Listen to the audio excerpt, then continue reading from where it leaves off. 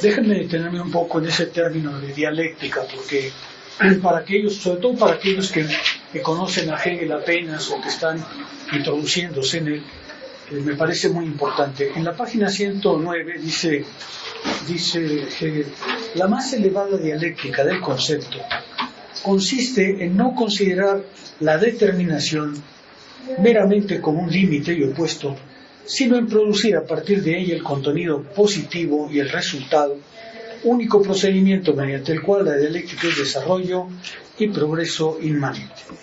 Yo quisiera subrayar esa afirmación que dice: no considerar la determinación meramente como límite y opuesto. Esa es la dialéctica. Cada determinación que el pensamiento encuentra en su trabajo, en su acción, no es solamente un límite, desde luego que es un límite porque es una determinación o una negación, pero no solo eso, es también aquello que permite ella misma, por la contradicción en la que está, pasar a un momento posterior. Por ejemplo, el contrato es una determinación, sin duda es una determinación de la libertad, pero el contrato, justamente porque lleva en sí su contradicción, es decir, la posibilidad de romperlo, la libertad de romperlo, y la libertad amplia, porque en realidad el sujeto voluntariamente se asigna el deber de responder al contrato. El contrato como determinación es sin duda una determinación que limita, es una forma de la libertad limitante, pero porque es contradictorio en sí mismo y lleva a su otro, es decir, la posibilidad de su ruptura, obliga a pasar a una categoría posterior. Y eso es lo que está diciendo aquí. Cada determinación es ciertamente un límite, pero no es solamente un límite, porque cada determinación, por el proceso en que se encuentra, lleva en sí su otro y obliga al pasaje a otra determinación, en este caso a la injusticia. La injusticia aparece porque el derecho es contradictorio, porque el derecho lleva en sí la contradicción. En sí lleva la contradicción porque es a la vez un ejercicio de la voluntad, pero también permite el ejercicio libre de la voluntad de romperlo. Y por ello, el derecho es, sin duda, el derecho y el contrato son contradictorios. Y en ese sentido, la determinación es ciertamente un límite, pero es al mismo tiempo una contradicción que permite su pasaje a otra cosa. Esa es la dialéctica. La dialéctica es que la cosa se diga, que la cosa que estamos pensando se diga a través de su propio automovimiento.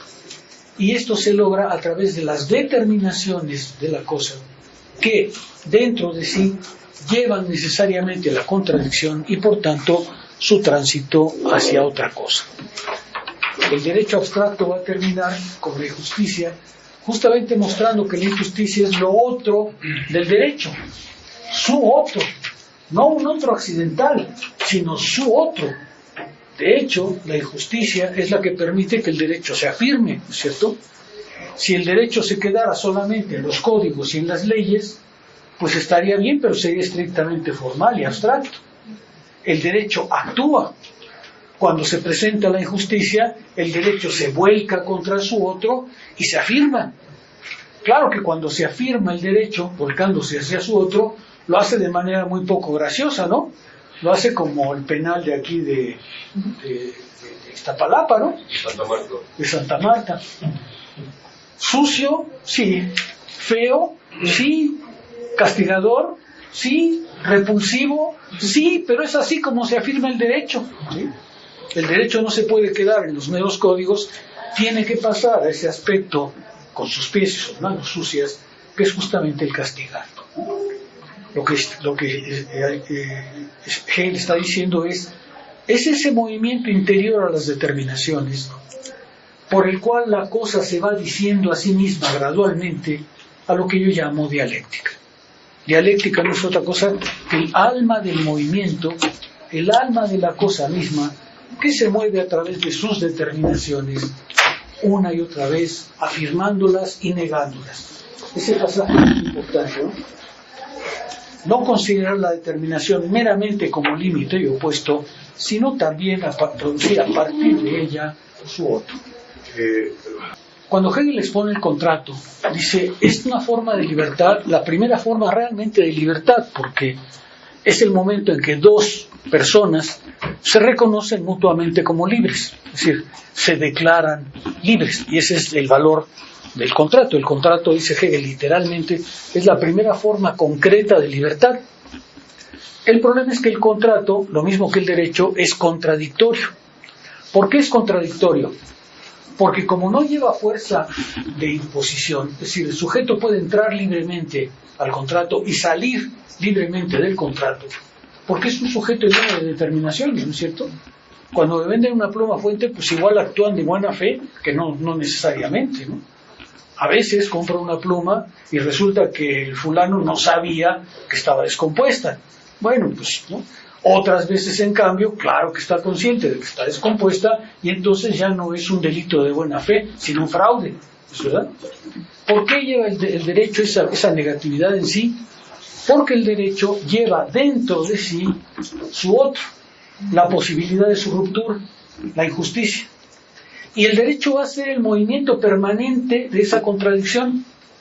El derecho establece ciertas condiciones legales para la acción humana, pero al mismo tiempo encuentra cada vez a su otro. Cada vez que el derecho impone una ley, pues siempre encuentra un Saldívar para violentarla, ¿no? ¿Están de acuerdo?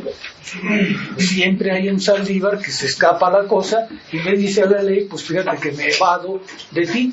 El derecho es esa contradicción.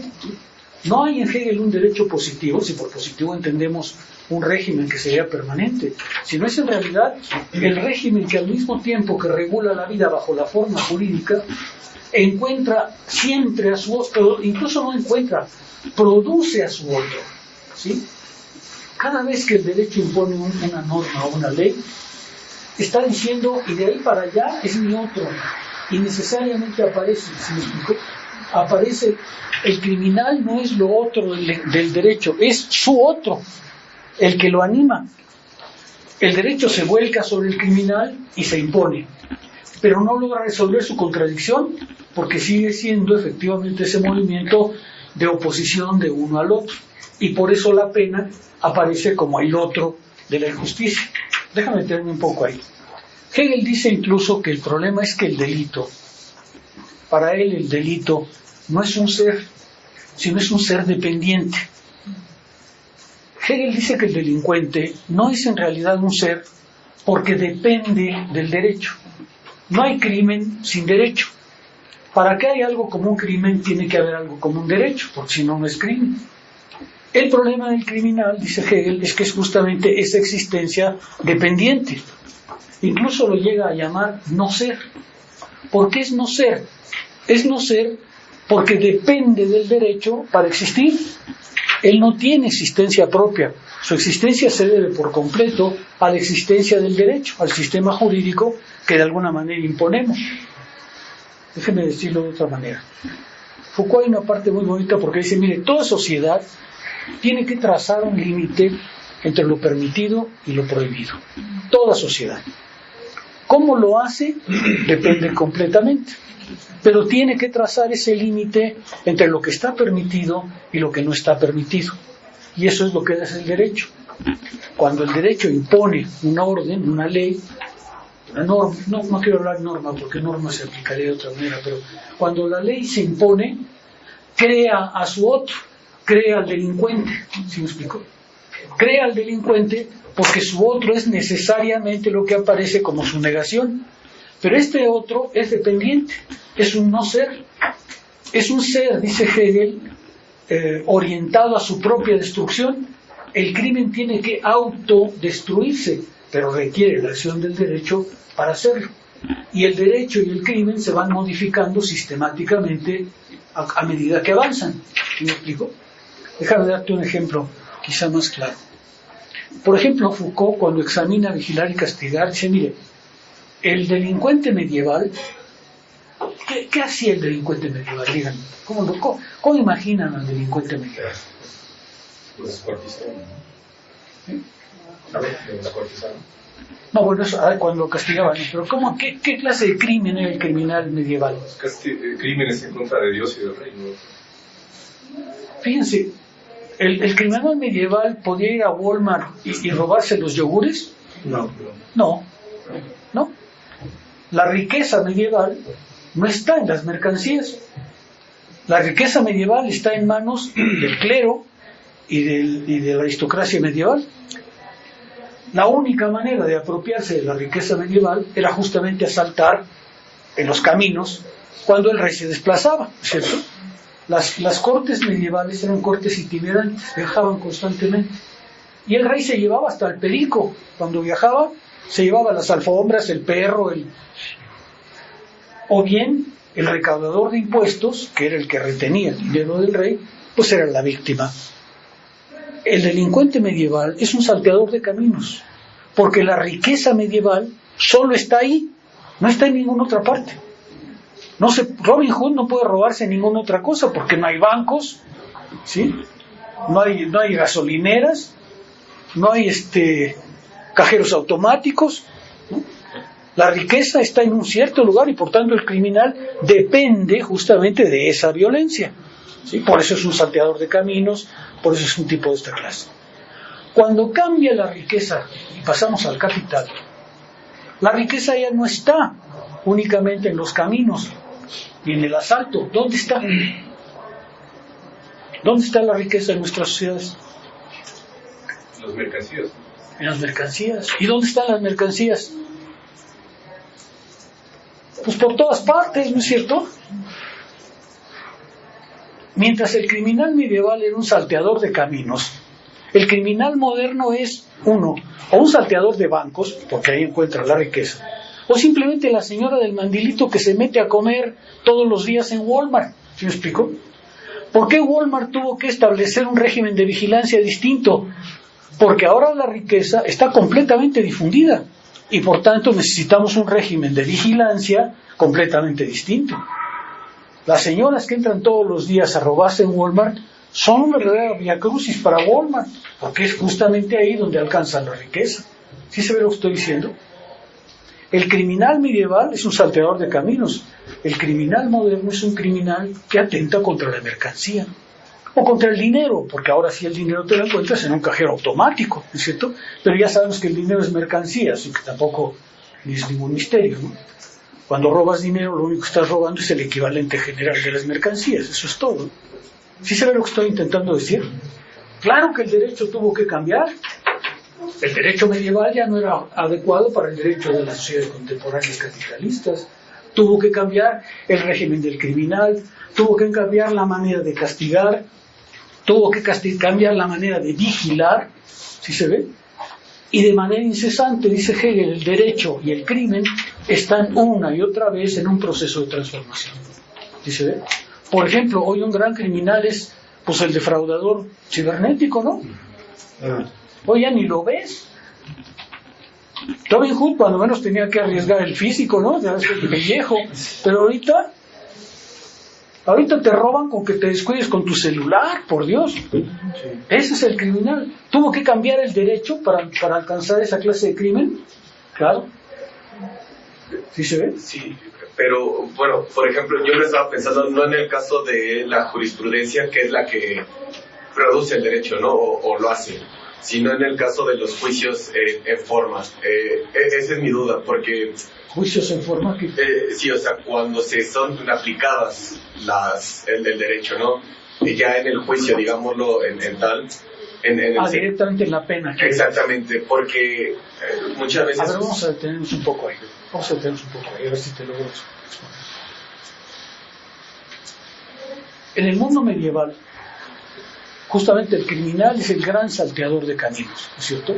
O el blasfemo, el que atenta contra Dios o contra las propiedades de la iglesia, ¿no es verdad? En ese momento la riqueza, como toda la sociedad medieval, está en la tierra, no está en el trabajo. Al señor medieval lo que le importa es que sus tierras sean trabajadas por un cierto número de siervos. Si son 100 o 101, pues le da un poco igual, ¿no? Claro que sí persigue a los siervos cuando escapan, o al criminal. Pero en realidad no es la fuerza de trabajo lo que le importa, sino la tierra. Por tanto, cada vez que encuentra a un criminal, la vida del criminal no le importa. Literalmente no le importa. Por eso es que al criminal medieval, no sé si han leído historias de la penalización criminal, a veces son de espanto. Por ejemplo, un fulano que atentó contra un rey en Italia, lo agarraron, lo cortaron en cachitos, retuvieron la cabeza, la amarraron en la cola de un caballo y la pusieron a pasear por toda la ciudad. ¿Por qué? Porque en el régimen medieval la vida no es la riqueza más grande. La riqueza más grande está en la tierra. Y por tanto lo que importa es quién posee la tierra. Ahí es donde se juega toda la riqueza medieval. Con el régimen capitalista, hoy el mayor valor es el trabajo. Es decir, la vida del sujeto que trabaja. Por tanto, los castigos, como muestra otra vez claramente Foucault, los castigos tuvieron que endulzarse. La muerte ya no pudo ser el castigo porque la muerte significaba la cancelación de la fuerza de trabajo. Entonces tenían que ahora castigar de tal manera que la fuerza de trabajo no fuera simplemente aniquilada. ¿Qué hizo? Lo encerraron. Y además lo pusieron a trabajar en la cárcel. ¿Me explico? Ahí ves cómo cuando se va a aplicar la pena, de lo que se trata es justamente cuál es el valor que se le da a la vida o a la actividad, ¿sí? Y eso es lo que Hegel va a discutir en la teoría de la pena. Ahí es donde, por ejemplo, dice, a ver, supongamos que queremos, tomemos un régimen utilitario, porque eso sí le parece el colmo de la mala filosofía para Hegel. La peor de todas es la utilitaria. Afortunadamente creo que aquí nadie enseña eso, pero el utilitarismo dice que cuando vas a castigar, literalmente, cuando vas a castigar, tienes que calcular la felicidad que rompes y el daño que haces. Si, por ejemplo, vas a castigar a alguien y el daño que produces es mayor que la felicidad que retiras, no castigas directamente, ¿sí? Porque dice el utilitario, lo que importa es realmente que se incremente la felicidad y que se reduzca el mal. Así que, si por ejemplo no estás seguro que castigando al Chapo vas a lograr nada bueno, pues el utilitario dice, no lo castigues. Y él dice, oiga, pero...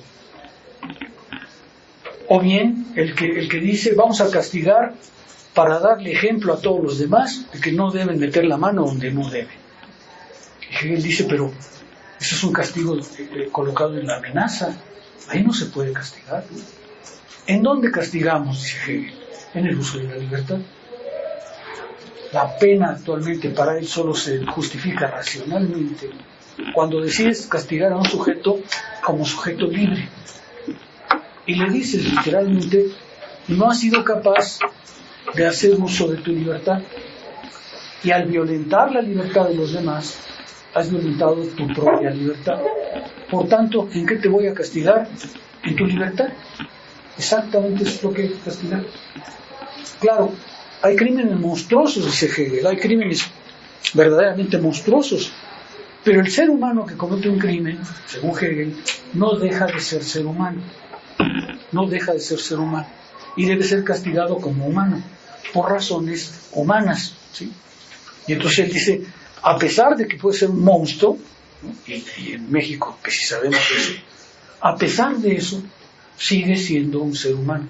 Y por tanto hay que castigarlo como merece ser castigado el ser humano, en su libertad. No sé si logro responder de todo o no. Sí, es que, bueno, o sea, mi duda era porque me parece justamente el momento del juicio, ¿no? Complicado o difícil, porque justamente, usted lo acaba de decir, no hay crimen sin derecho, y a mí, ahora que estuve allá en Argentina, justamente me lo marcaban como ningún crimen sin ley, ¿no? Entonces, esto a mí me parece complicado o duro al momento de aplicar las leyes, porque ¿qué sucede cuando cometemos un acto que podemos convenir en general que es amoral o que está transgrediendo la libertad del otro, pero no hay ninguna ley que lo contemple? Porque ahí lo que entraría en juego sería la interpretación moral del juez que va a sentenciar, ¿no? Pero aquí el caso se torna también complicado, porque si eso sería quitarle la autonomía a la ley, ¿no? La propia autonomía que se regula ella misma, donde está contenido el derecho en general, donde está contenido, se supone, el particular en el derecho. Aquí es mi duda, ¿no? Porque en ese sentido, es válido para el juez, o sea, diría Hegel, es válido para el juez ponerse a interpretar bajo criterios morales algo que no está propiamente ya en la ley promulgada, o se tendría que apegar el juez a lo que está promulgado en la ley, a pesar de que el caso que se irrumpió, que se hizo, no está contemplado ahí. Hegel diría que el juez debe apegarse a lo que la ley dice, ¿cierto? Para Hegel es muy importante mostrar que el ámbito de la moralidad funciona de manera distinta al ámbito del derecho.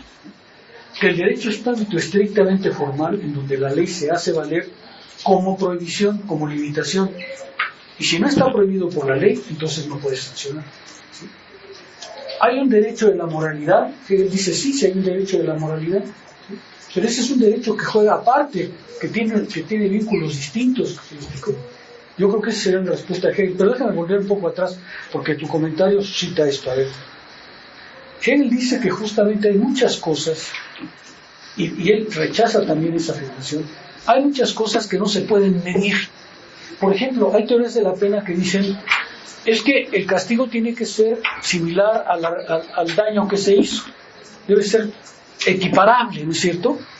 El castigo debe ser equiparable al daño que se hizo. Y dice Hegel, pero es que esa manera de castigar es imposible. Por ejemplo, ¿qué tanto hay que hacer sufrir a un hombre porque se roba 1 kilo de carne? 3 meses, 6 meses, 15 días, 8 días. Dice Hegel, pues es que es imposible, o sea, para eso no hay medida, ¿no? O sea, cuando el derecho dice, te vas a la cárcel 7 años por haber robado una caja de Coca-Cola, dice Hegel, pues, ¿cómo podemos sustentar el castigo en eso? Dice Hegel.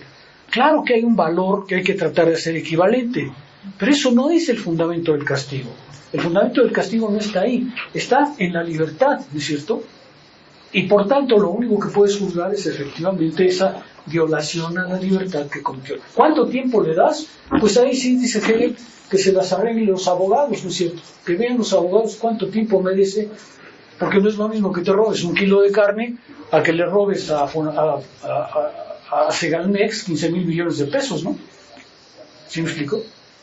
Ahí dice Hegel, bueno, ese es el derecho positivo, ese es el derecho que tiene que resolver cuánto tiempo de cárcel merece alguien que hace un crimen de cierto tamaño o de otro. Pero ese no es lo que a él le interesa. Lo que a él le interesa es el fundamento filosófico del castigo. Y para él el fundamento filosófico está enteramente en la libertad. Por ejemplo, hay otras teorías de la pena que dicen, es que tienes que castigar para que el afectado o los deudos del afectado reciban una compensación, es decir, la satisfacción de ver castigado. Y dice Hegel, pero pues ¿cómo podemos medir eso? ¿Qué tanto hay que castigar a alguien por una pena para satisfacer al otro? Dice Hegel, es que no hay medidas en eso, no hay manera de establecer un vínculo racional entre ambos, ¿sí? Por eso rechaza todas esas formas de castigar y dice, tiene que ser en la libertad. ¿En qué grado? Ahí sí depende mucho del tamaño del delito, del tipo de la pena, pero es que hay que estar apegado justamente al derecho. La moralidad, ese es otro problema, ¿no? Por ejemplo, el caso de Raskolnikov, que tú dirías, bueno, es un asesinato. Sí, pero lo que Hegel dice es un asesinato que no está... Raskolnikov no está atentando contra el derecho, está atentando contra la vida. Y por ello es que nos parece un criminal de la clase específica que él es, ¿no? Cierto, se va a cargar a la mujer, pero en realidad el problema es el uso de la libertad que él hace de sí mismo, ¿no? ¿Sí? El origen de su falta no está en la violencia al derecho, está en la violencia a sí mismo, está en la violencia que él se hace al uso de la libertad. Ese es el punto de vista de Hegel.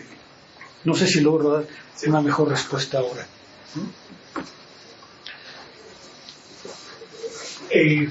Más para terminar, pero Hegel va a decir una y otra vez, hay que pensar al derecho como contradicción, al derecho al crimen como contradicción, incesante. ¿Sí me explico?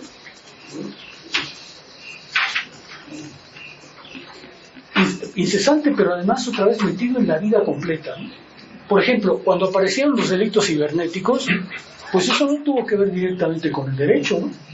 Tuvo que ver con las formas de la riqueza que hoy están jugándose. Y el derecho tiene que responder a esa clase de criminalidad, ¿no? Tuvo que crear nuevas formas de delito específicamente para eso. ¿Ya terminó con eso? No, simplemente otra vez se va a reformular la negación del derecho, pero no en relación solamente con el derecho, sino en relación con todo el contexto histórico en el que estamos metidos, ¿sí se ve?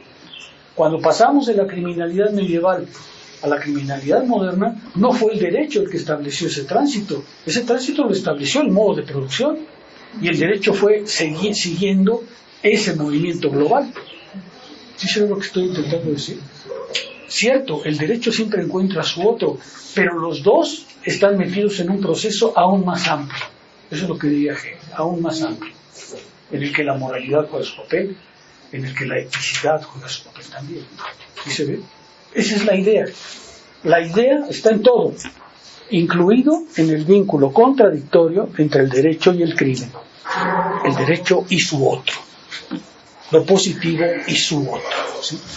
Ahora sí, perdón. Sí, que a propósito de la duda, Habermas establecía que Hegel es el principio de la modernidad, pero porque problematiza la libertad, ¿no? Y creo que ese es el momento en el que hemos llegado, porque el parágrafo 4 decía el fundamento del derecho es lo espiritual, ¿no? Y entonces lo espiritual pues responde a la totalidad humana. Los contractualistas parece que habían hecho su logro cuando decían todos estamos de acuerdo, llevamos al contrato y ahí está la ley, y entonces es el principio de acción para nosotros. Pero dice Hegel, ahora con la modernidad está la subjetividad. Entonces el individuo es capaz de romper el contrato por las razones que le parecen, pero ese rompimiento en Hegel hasta parece necesario, ¿no? Es necesario. Es necesario porque ahora la razón tiene que volverse a restaurar, ¿no? Tenemos que volver a crear las condiciones de libertad más allá de la mera subjetividad. A ver, déjame detenerme en eso que dices, que creo que es muy importante. Esa relación entre el derecho y el crimen es necesaria, en el sentido fuerte del término. ¿Por qué necesaria? Porque uno no puede estar sin el otro. No pueden existir uno sin el otro. No hay ningún derecho sino esa condición de que cree a su otro. Y no hay un otro sin la condición de que el derecho exista. Claro que el otro siempre juega el papel de lo negativo, del no ser. Es el ser que no tiene existencia, dice Hegel. Es un ser evanescente. Un delito para Hegel es un ser evanescente, porque su problema es que depende necesariamente del otro, no tiene existencia por sí mismo. El criminal se cree libre y se cree existente por sí mismo. No, es un ser dependiente. Y como es un ser dependiente, se le va a negar. El derecho se va a volcar contra él y lo va a negar. Esa negación va a hacer que el derecho se reformule, solo para producir nuevamente al otro sin cesar. Foucault lo dice muy bien, ¿no? Cada vez que tú estableces una norma, estableces la normalidad. Por ejemplo, cuando yo digo, ¿saben qué, jóvenes? Sentaditos y calladitos 2 horas aquí. Pues ya creé las condiciones de la normal. De aquel que no puede contenerse, de aquel que decide levantarse cada rato para ir al baño, ¿no? De aquel que no puede quedarse callado 2 horas. ¿Sí? Cuando aparece alguien así, ¿cómo reaccionamos? Supongamos, siempre pongo ese ejemplo, supongamos que él se levanta, se baja los pantalones ahí en el fondo y se orina. ¿Qué hacemos?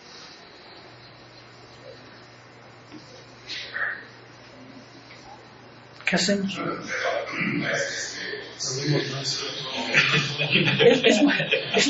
Es muy probable que en la Academia de Platón, cuando alguien tenía ganas de orinar, pues simplemente se iba al bosquecito de al lado, ¿cierto? No había, en la Academia de Platón no había el concepto de disciplina que obliga a que estén sentados 2 horas y callados. Ese concepto de disciplina no existía.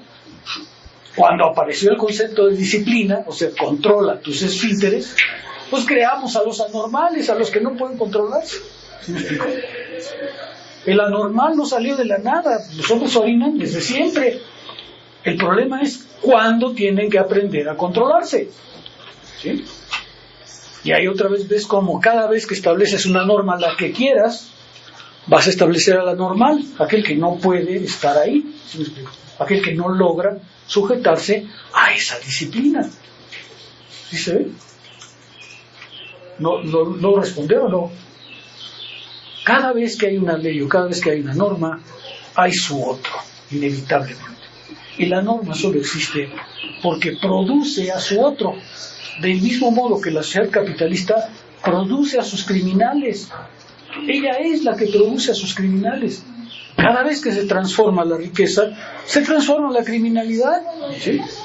Hace tiempo era mejor robar bancos, hoy es mejor robar a través de celulares. ¿No es así? ¿Por qué? Pues porque hay un mecanismo global que está en juego, que crea el derecho y crea al otro, crea al anormal, al desviado.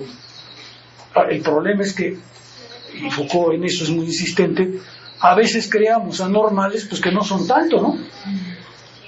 Por ejemplo, cuando dice Foucault, a ver, los niños chiquitos muy inquietos en el salón de clase, su Ritalin. Dice Foucault, pero pues hombre, ¿por qué, no? O sea, el niño tiene derecho a ser inquieto, ¿no?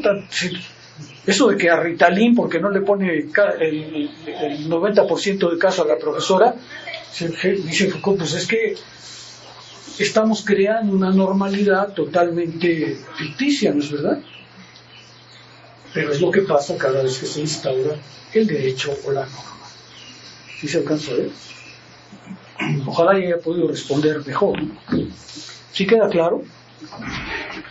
Bueno, miren, ya no me voy a detener en esto, voy a pasar, dada la situación, a la parte que yo les había ofrecido. Vamos a detenernos en el pasaje del derecho a la moralidad, que son los parágrafos, si no recuerdo mal, 104. Dice el 104, tránsito del derecho a la moralidad. ¿Qué página es el libro? 193. Tránsito. Hegel nos está diciendo, es un pasaje dialéctico, es un pasaje necesario, en el sentido de, es la contradicción del momento anterior, el que provoca la irrupción de un nuevo horizonte. ¿Cómo lo provoca?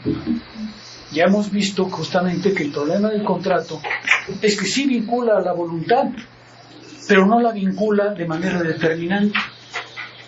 Al contrato tú siempre puedes huirle por alguna otra razón, la que tú quieras, ¿cierto? Y entonces la injusticia siempre está presente en la forma del contrato o de la ley. ¿Cómo resolver ese problema? Haciendo que la ley no te sea solamente ajena, que la ley no sea solamente lo opuesto a ti, sino lo interior a ti, aquello que te constituye.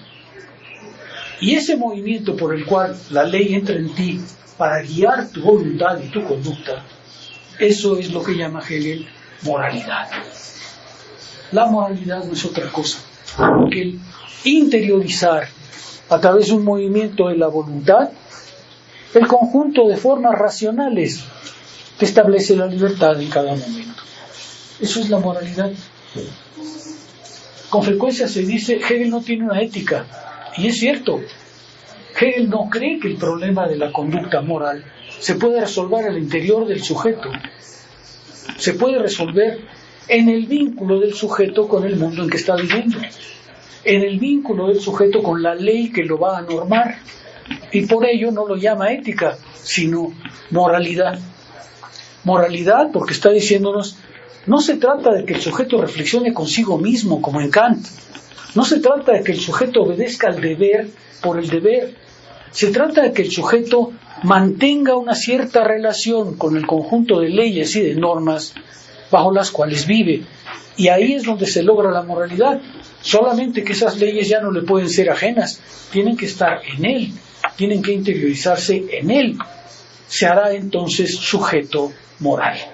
Si en el primer momento solo era persona, en este segundo momento la moralidad ya es sujeto. Si el individuo en el plano del derecho es persona, en el plano de la moralidad es sujeto, y más aún sujeto moral. ¿Es otra dimensión de la libertad? Sí, y mucho más grande que la primera, porque ahora la moralidad va a ser qué clase de relación pongo entre mí, yo, mi acción, y el mundo. ¿Qué clase de relación pongo yo y las determinaciones que me son ofrecidas inevitablemente porque vivo en una sociedad. A esa relación es a la que Hegel va a llamar moralidad.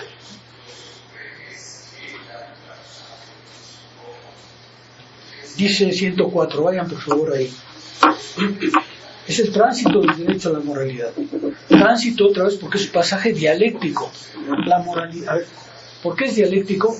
Porque la moralidad quiere resolver la contradicción que el derecho no puede resolver. Ya vimos que el derecho es contradicción siempre. El derecho y el crimen se la pasan litigando, vamos a hablar con los abogados, ¿no?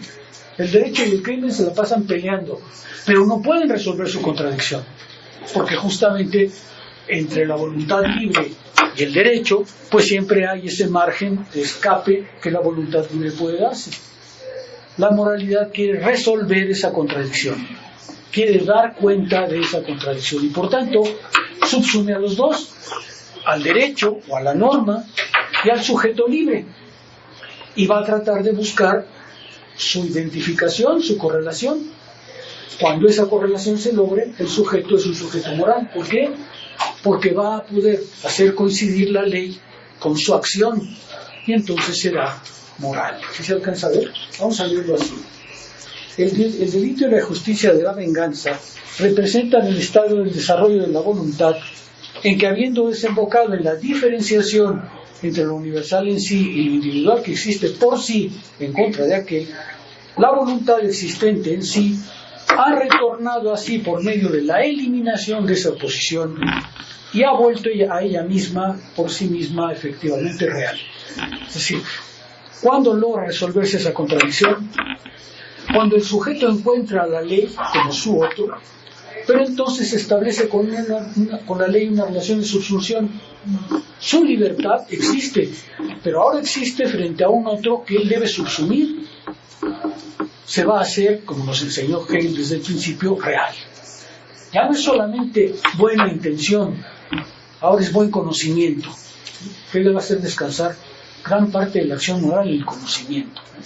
Un poco como las filosofías antiguas decían que fracasan las leyes por ignorancia. Y Hegel dice así. Por ejemplo, llega a hablar de lo que él llama el derecho de saber. El derecho de saber. Pues sí, porque, por ejemplo, hay acciones en las que yo actúo, hago un mal en el mundo, pero no tuve el propósito de hacerlo, ¿cierto? Y dice Hegel, uno tiene el derecho de saber qué es lo que va a pasar con su acción. Y si lo que pasa en su acción no estaba en su saber, pues no es culpable, ¿no es cierto? Hegel utiliza ahí una metáfora que es cuando uno agarra la piedra y la suelta, en el aire la piedra ya es obra del diablo. ¿Sí? Olvídense, tú la tiraste, pero ya en el aire es el diablo el que la lleva. Así que a lo mejor le das a un niño con cáncer o a la viejita que estaba pasando, pues mira, ahí fue el diablo, ¿no? Hegel dice, no todo lo que haces cae en tu responsabilidad, pero tu responsabilidad supone que sepas lo que estás haciendo, ¿sí? No todo lo que haces. En el mundo todos hacemos un algo, dice Hegel. Nuestra vida es una transformación de las cosas, pero no todo lo que hacemos y no todo lo que transformamos cae bajo nuestra responsabilidad. Nuestra responsabilidad tiene un derecho, el saber. Nuestra responsabilidad tiene que estar descansando en nuestra intención y en nuestro propósito, ¿sí? No eres culpable de lo que haces si no tenías el propósito de hacer el mal, a pesar de que tu acción puede ser efectivamente mala, ¿no?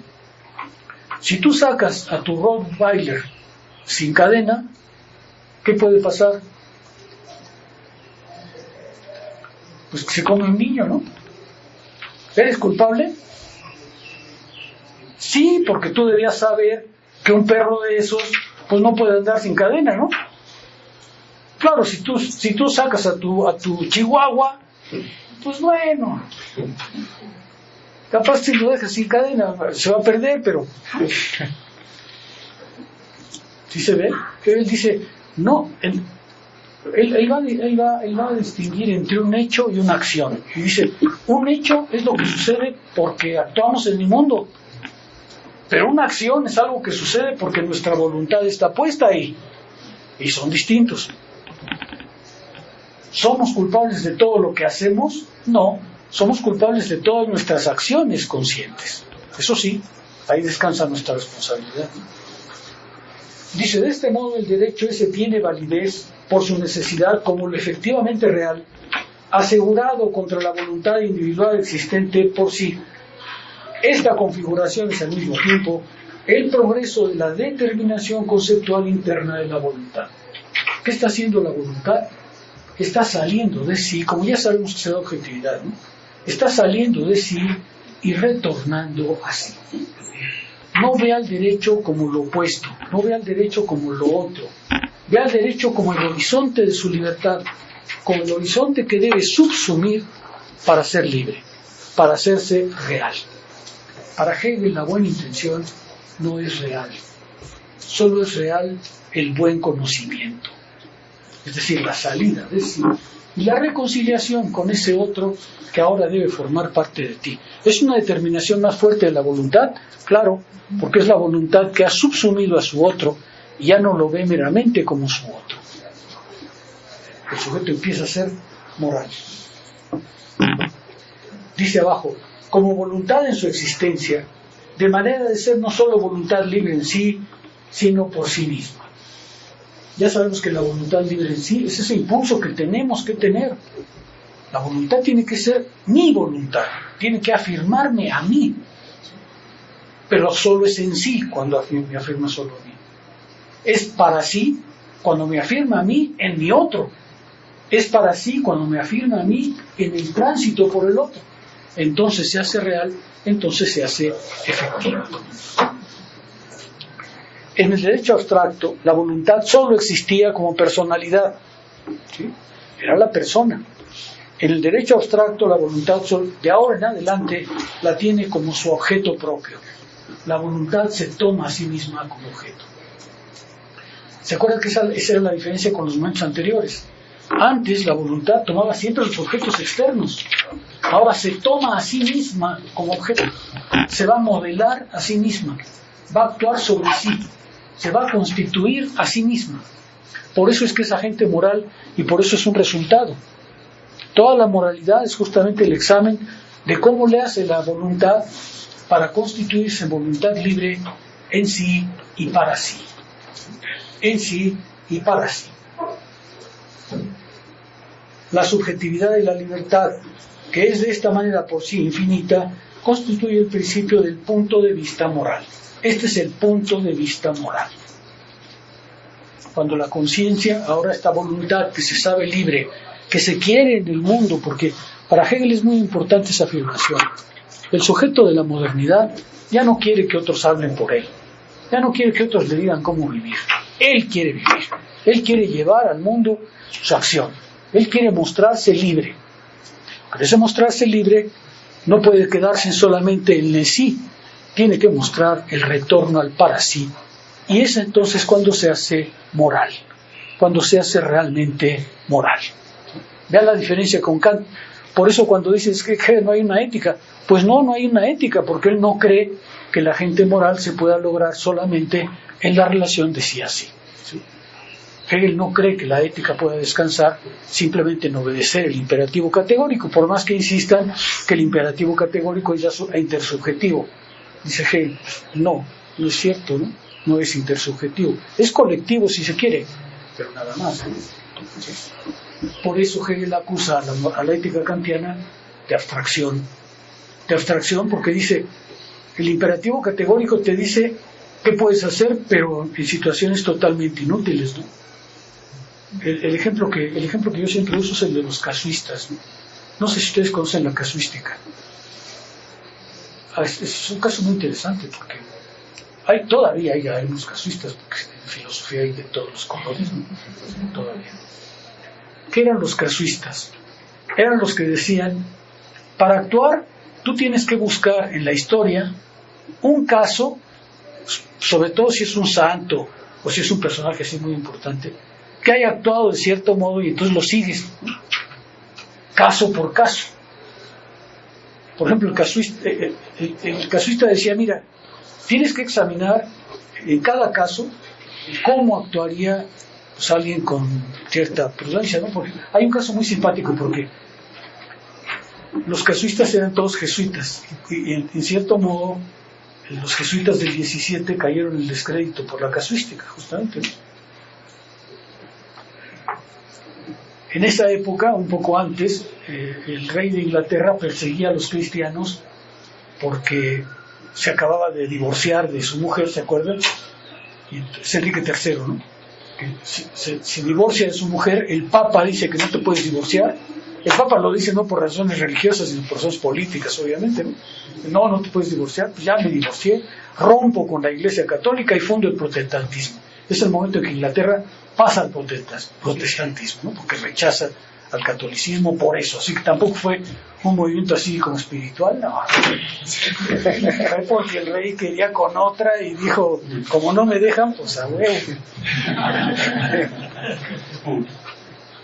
Y entonces el rey de Inglaterra se dedica a perseguir a los cristianos, a los jesuitas en particular, porque además los considera grandes mentirosos, lo que es cierto, ¿no? Por ejemplo, atrapan a un sacerdote cristiano y por supuesto está en riesgo de que lo torture, ¿no? Lo interrogan. ¿Eres un sacerdote? Él sí es un sacerdote, pero responde no. ¿Por qué lo hace? Y además él piensa que no está mintiendo. ¿Por qué lo hace? Porque los casuistas dicen que en tu fuero interno tú puedes agregar algo que no tienes que decir, pero que lo piensas. Por ejemplo, cuando le preguntaron, ¿eres sacerdote? Él dijo en su interior, no soy sacerdote de Apolo. No. Ah, chispas.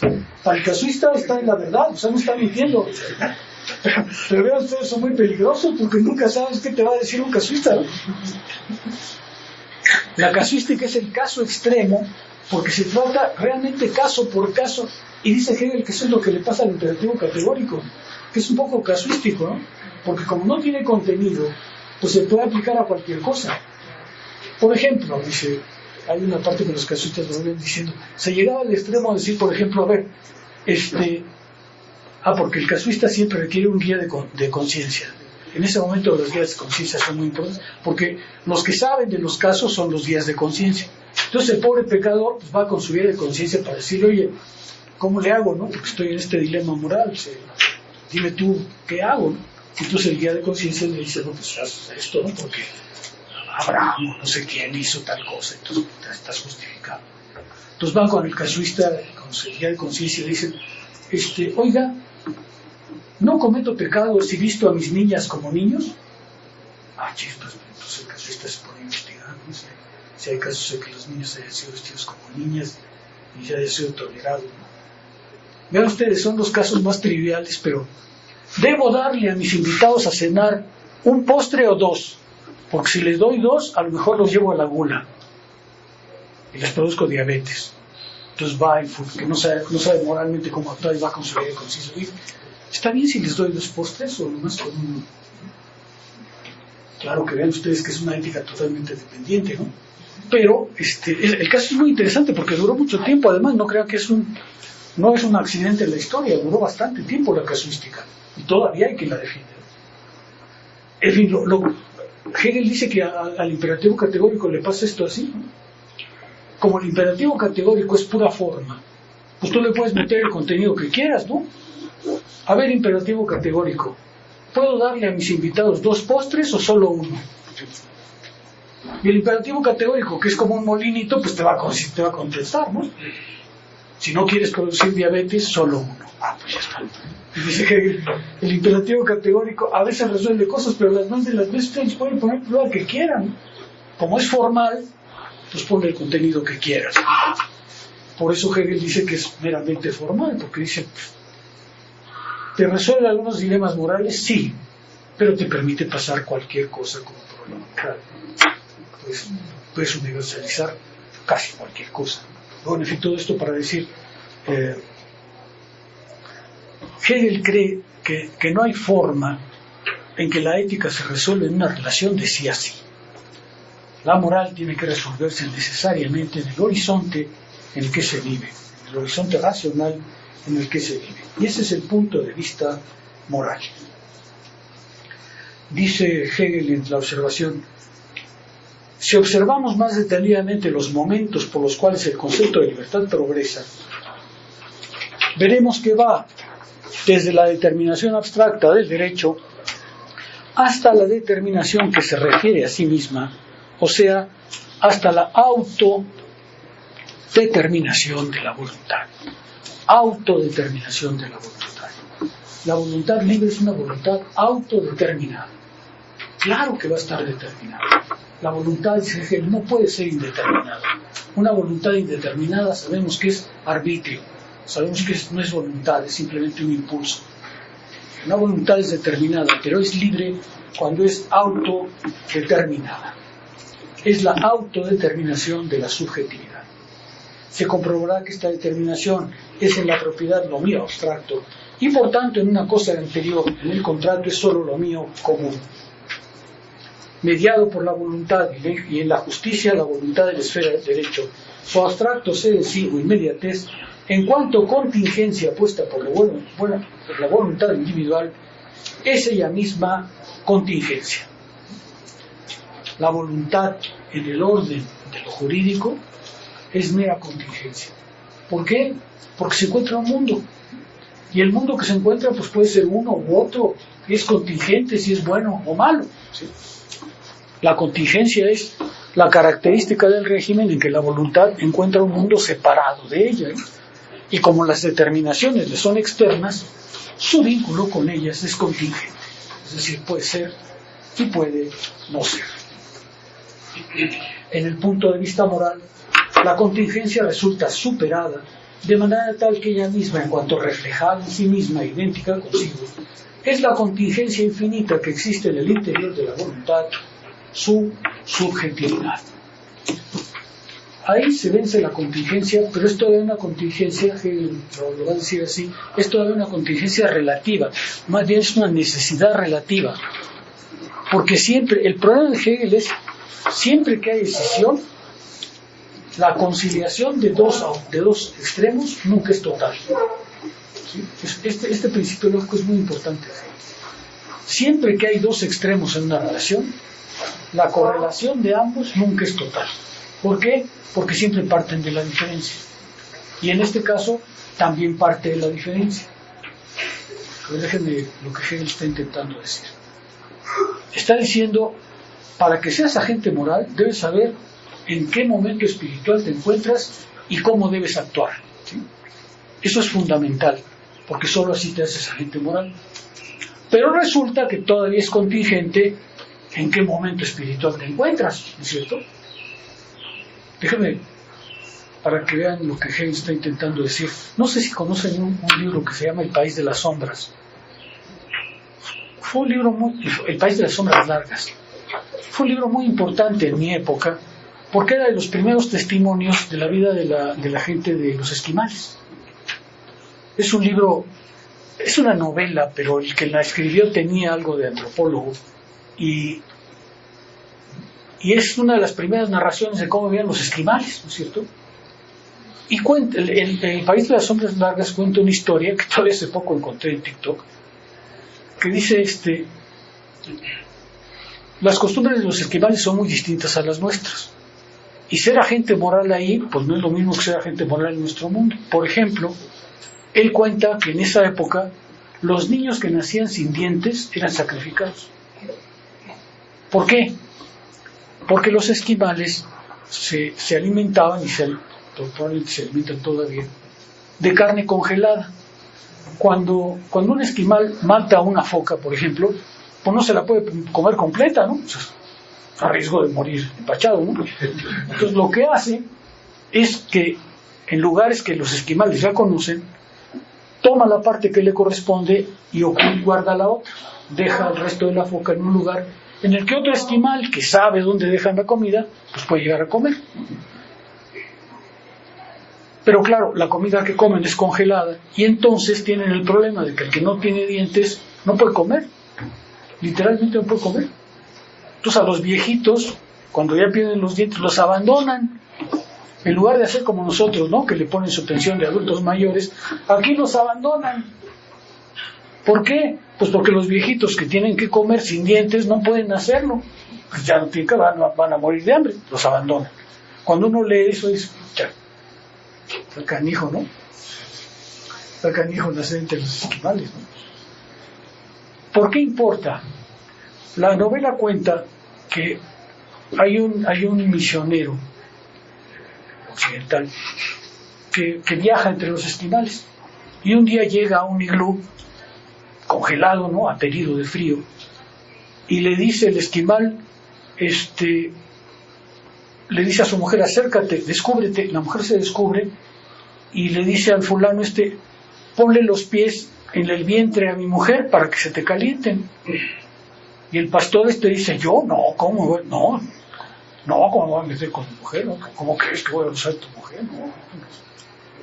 Resultado, el esquimal se enoja, se ponen a pelear y el misionero mata al esquimal. Entonces lo empiezan a perseguir porque pues mató a un fulano, ¿no? Y no logran comprender que es porque no aceptó compartir a la mujer del otro, que es normal, porque cuando hay un esquimal helado, pues lo mejor es que abrace un cuerpo tibio, ¿no?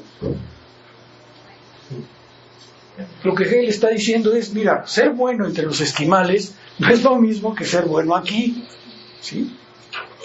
Por eso es contingente. Claro que la relación es fundamental. Lo que es todavía contingente es en qué mundo estás viviendo, en qué mundo espiritual estás viviendo. Y tienes que comprender eso para saber cuál es tu acción realmente moral, ¿no es verdad? Por ejemplo, hoy, ¿siguen vendiendo niñas en Chiapas? Sí. Cosa que moralmente reprobaríamos, ¿no es cierto? Pero eso no quiere decir que hay que justificar, ¿eh?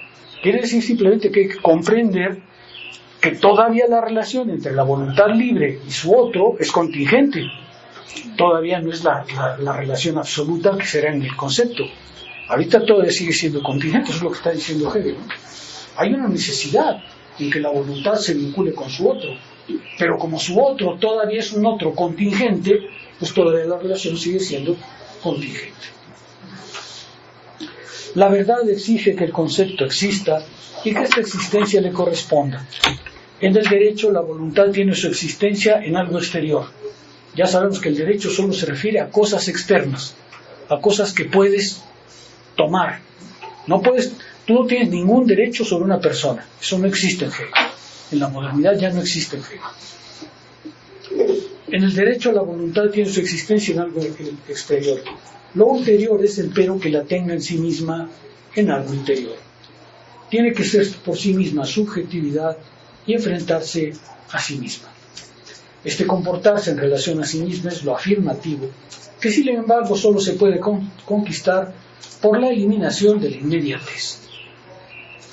Lo afirmativo solo se puede conquistar por la eliminación de la inmediatez, es decir, por el retorno a sí. Eliminar lo inmediato quiere decir subsumirlo, hacerlo bien. Esa es la doble negación. Esa es la simple doble negación de Hegel. Lo inmediato es lo negado para mí, porque es mi otro. Pero cuando niego lo que me niega, esa doble negación es mi afirmación. Es decir, me estoy afirmando mediante la negación de ese otro, pero no cualquier negación, sino la negación que subsume ese otro en mí. Y esa es la negación de la inmediatez. Eso es lo afirmativo. La inmediatez eliminada en el delito conduce así por medio de la pena, es decir, de la nulidad de esa nulidad, a la afirmación, a la moralidad. ¿Por qué llegamos a la moralidad?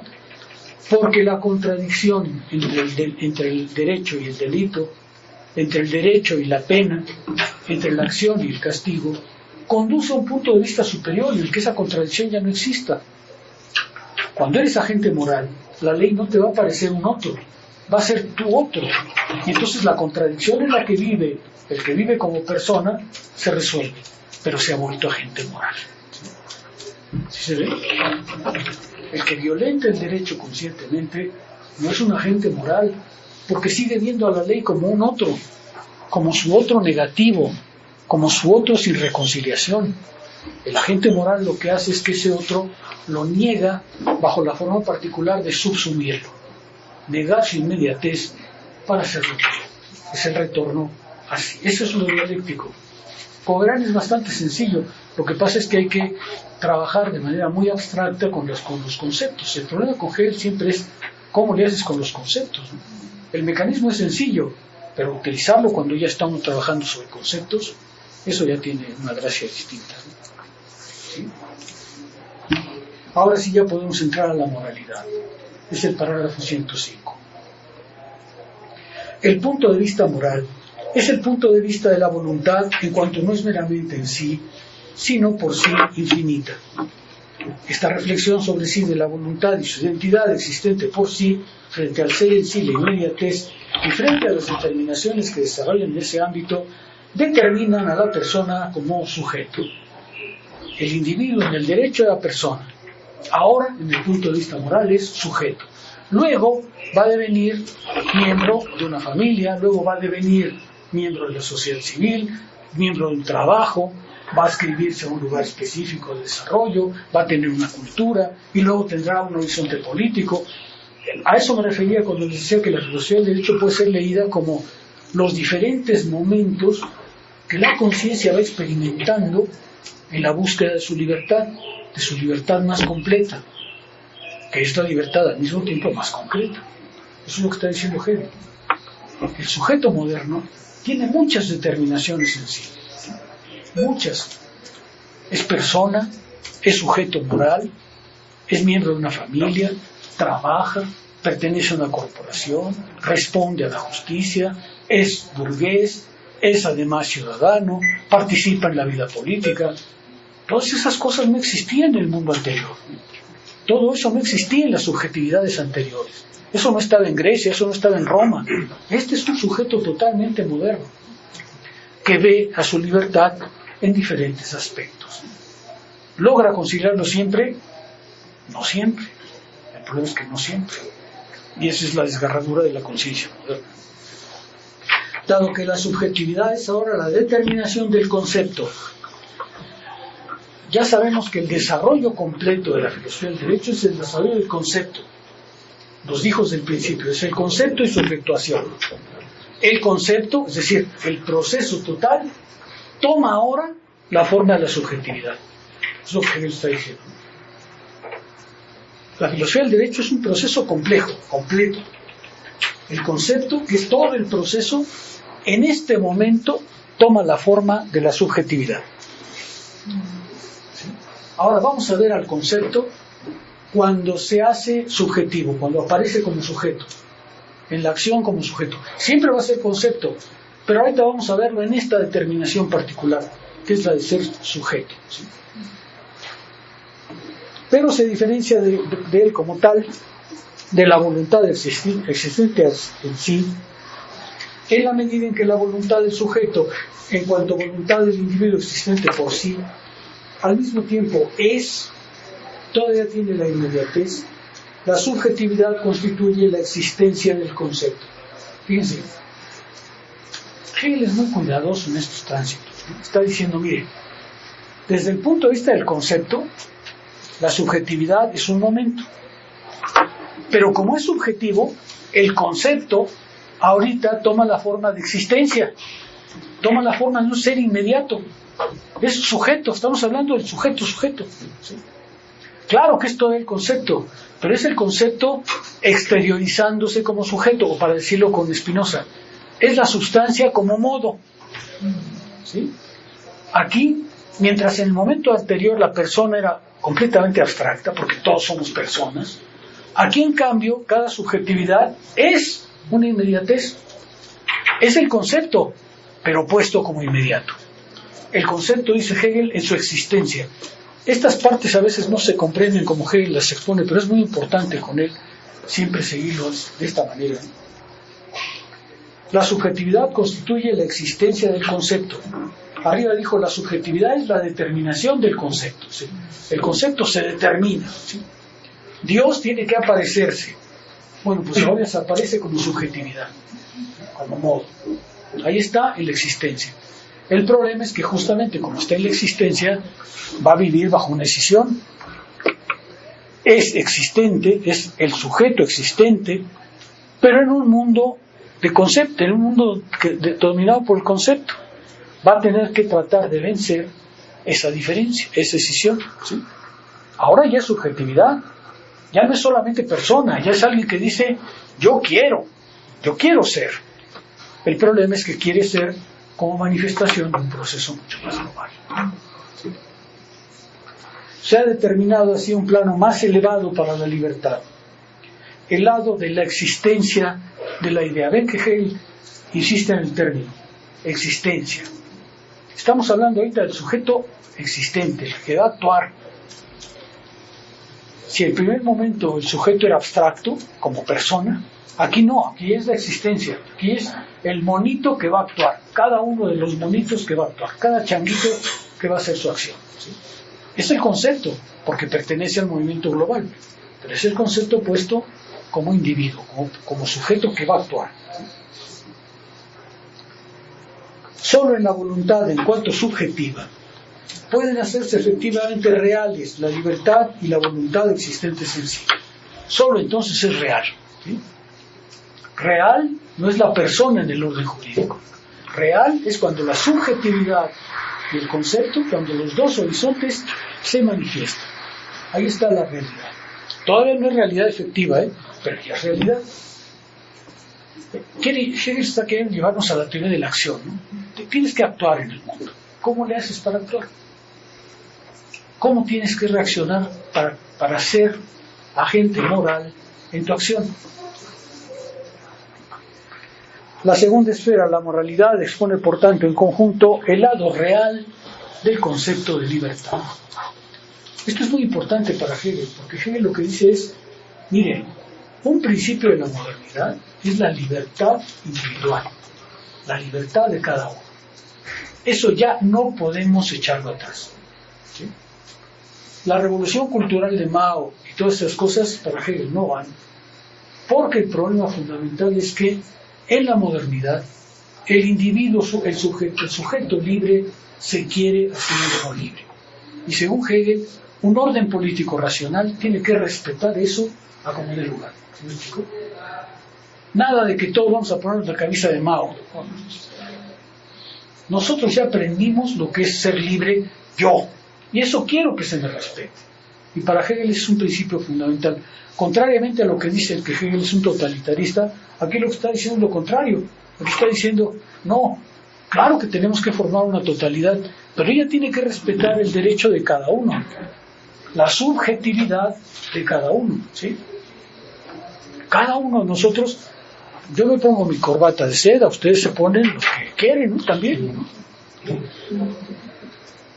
A veces muy llamativo, como lo de Hugo, ¿eh? ¿Qué le vamos a hacer? Ese principio, dice Hegel, es un principio esencial de las sociedades modernas. Así que para Hegel un colectivismo, una idea así totalizadora, abarcante de todos sin diferencias, eso no existe, dice él. Eso no puede ser una sociedad moderna. Una sociedad moderna tiene que descansar en el reconocimiento de la voluntad libre subjetiva. Y sin eso no puede ser. Claro que es el momento de la realidad, dice él. Al eliminar esta diferencia en la que se ha hundido, pone la voluntad por sí como idéntica a la voluntad existente en sí. Dice en la página 200. Este movimiento es el cultivo del nuevo terreno que ha alcanzado la libertad, la subjetividad.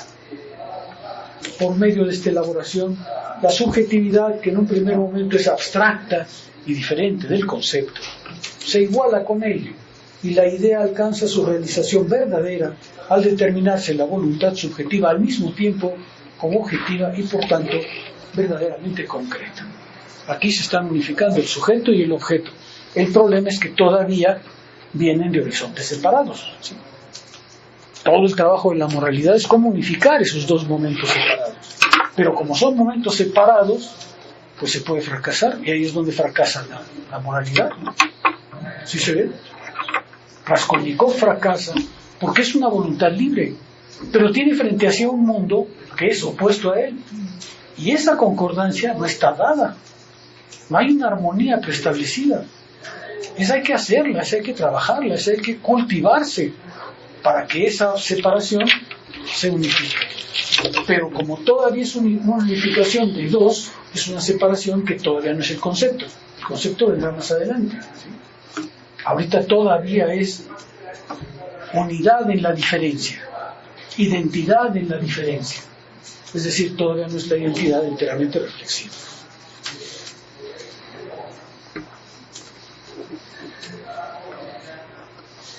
Dice en el agregado, vean ustedes, porque aquí Hegel va a empezar ya a decir cómo es para él la vida moral. Si se quiere juzgar al hombre, estoy en el agregado a la mitad de la página, si se quiere juzgar al hombre respecto de su autodeterminación, hay que tener en cuenta que en este aspecto es libre cualesquiera que sean sus condiciones exteriores. Es libre cualesquiera que sean sus condiciones exteriores. No se puede invadir esta condición del hombre, no se le puede ejercer ninguna violencia, y eso hace que la voluntad moral sea inaccesible. El valor del hombre se aprecia por su acción interior. Vean, dice Hegel, ese interior es inviolable. Como los estoicos, va a decir, ¿sabes qué? Esa es una ciudadela interior. Cualesquiera que sean tus condiciones externas, eso no puede violentar tu voluntad libre. ¿Sí? No puedes decir, pues es que me presionaron tal que, ¿no? Como los jueces de Saldívar, ¿no? No, pues sí me presionó y como es el Señor, pues dije, pues sí. No. Esa es una derrota porque para Hegel la voluntad libre, cualesquiera que sean las condiciones exteriores, sigue siendo tu acción. Y nadie puede impedir, nadie puede violentar. El valor del hombre se aprecia por su acción interior. ¿Qué acción ha hecho de sí mismo? ¿Cómo se ha constituido a sí mismo?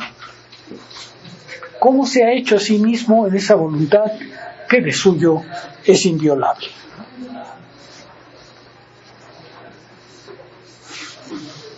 Si se ve la filosofía del derecho quiere hacer coincidir dos cosas: la acción individual y el espíritu, el concepto del momento. Esa es la verdad. Hacer coincidir esos dos momentos, mi acción personal y el momento espiritual en el que vivo, que es parte de mi acción personal. Entonces, se es agente moral. Dice 109, la voluntad libre por sí, determinada como voluntad subjetiva, es en primer lugar concepto que para ser idea necesita una existencia. Otra vez, existencia. El término de existencia es muy importante porque en la lógica Hegel dice que la existencia es aquello que brota de un fundamento. Existente no es cualquier cosa, sino aquello que tiene un fundamento y brota de él.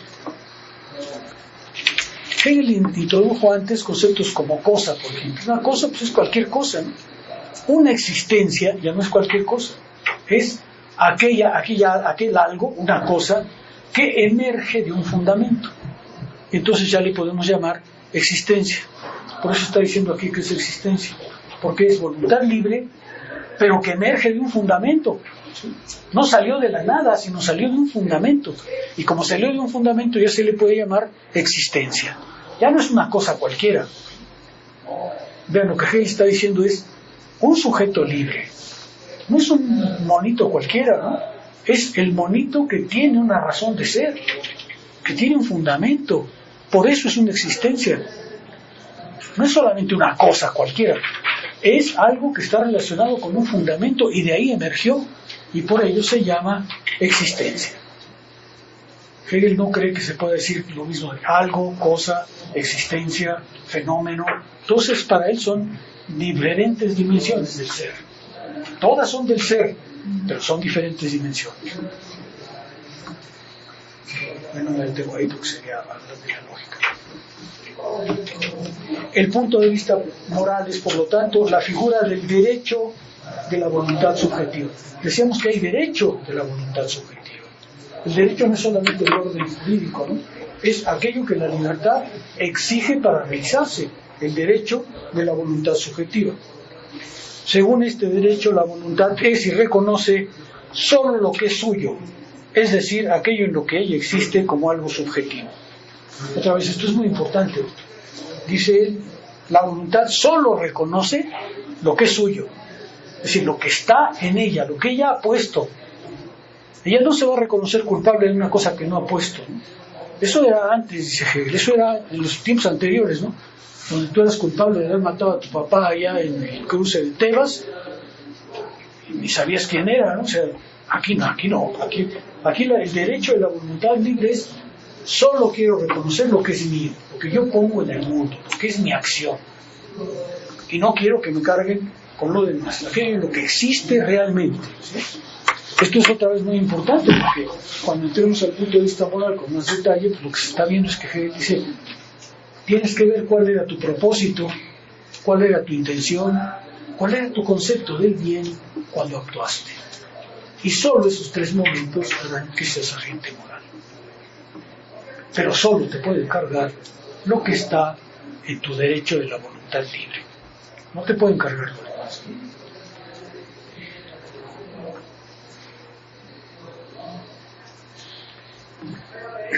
Dice la observación: este desarrollo consiste en que aquello que la voluntad reconoce como suyo en el objeto se determina ulteriormente como su concepto verdadero, como el objetivo en el sentido de la universalidad. Solo reconozco efectivamente aquello que yo pongo en el mundo, pero ese poner en el mundo es entrar en lo universal, es entrar en un orden que no es el mío. Dice el agregado: en su conjunto, la determinación de la subjetividad de la voluntad es a la vez una totalidad, en cuanto que subjetividad debe tener también objetividad. Aquí Hegel habla directamente, no es la unidad del sujeto y del objeto. Es la unidad del sujeto porque es su voluntad libre, pero es unidad en el objeto porque debe objetivarse, debe ir al exterior para objetivarse, darse una presencia en el para sí. Solo el sujeto puede realizar la libertad, pues es el verdadero material para su realización. Solo el sujeto puede alcanzar la libertad, porque solo él puede salir a su otro para volver a sí. Ningún otro ser vivo puede hacerlo. Solo el ser humano es libre, porque es capaz de salir de sí para volver a sí. Es capaz de reconciliar a su otro en él. Es capaz de ser él mismo sujeto y objeto. Es capaz de unificar esas dos dimensiones, solo él, y de unificarlas de manera especulativa.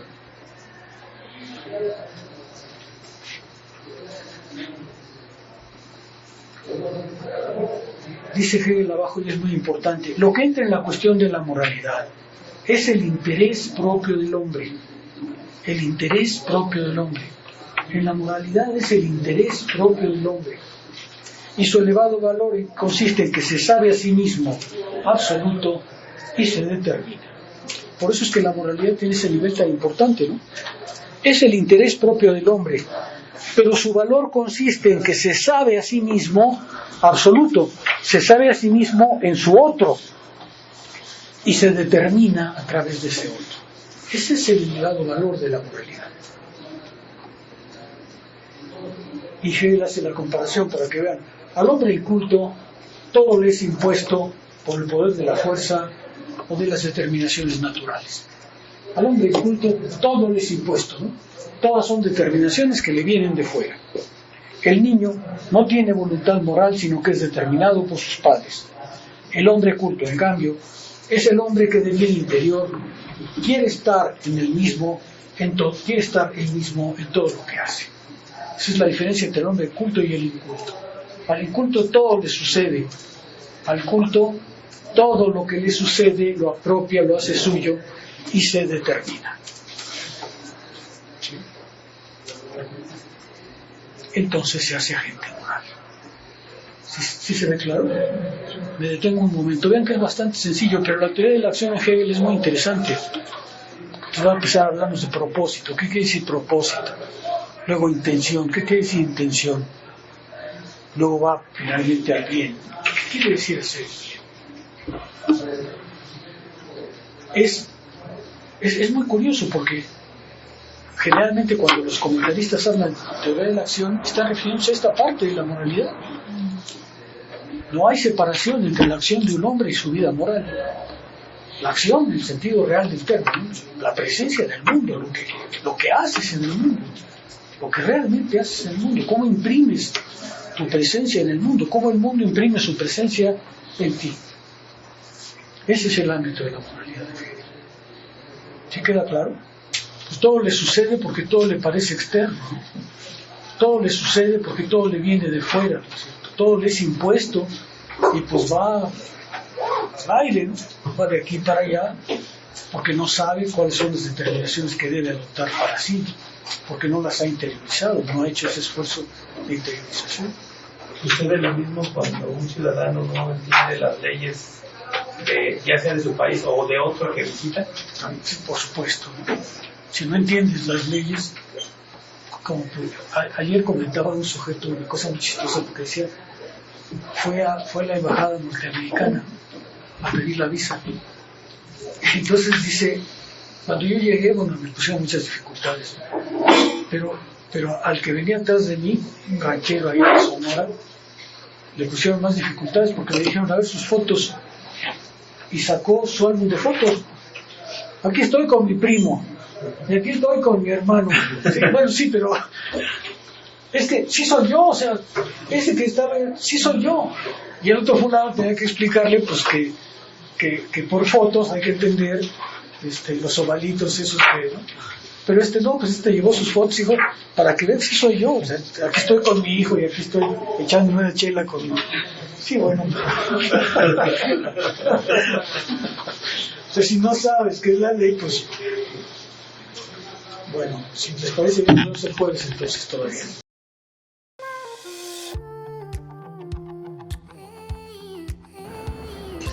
Escape to the genuine Mayan culture at Tulum, Mexico. Casa Bix Abil was inspired by ancient Mayans' way of life, originated in the 12th century. The name Bix Abil means, how is your path in life? Those are the words used by Mayans people to say, today in modern culture, hello. The meaning of our place, it's invite you to reflect your path in life by experiencing the unique Mayan stay. Live in a Bix Abil community, feel at home. Our place offers you the opportunity to connect to other people by Mayans experience. Perfect to families and friends for travel. Kids welcome and friends groups until 6 persons by room.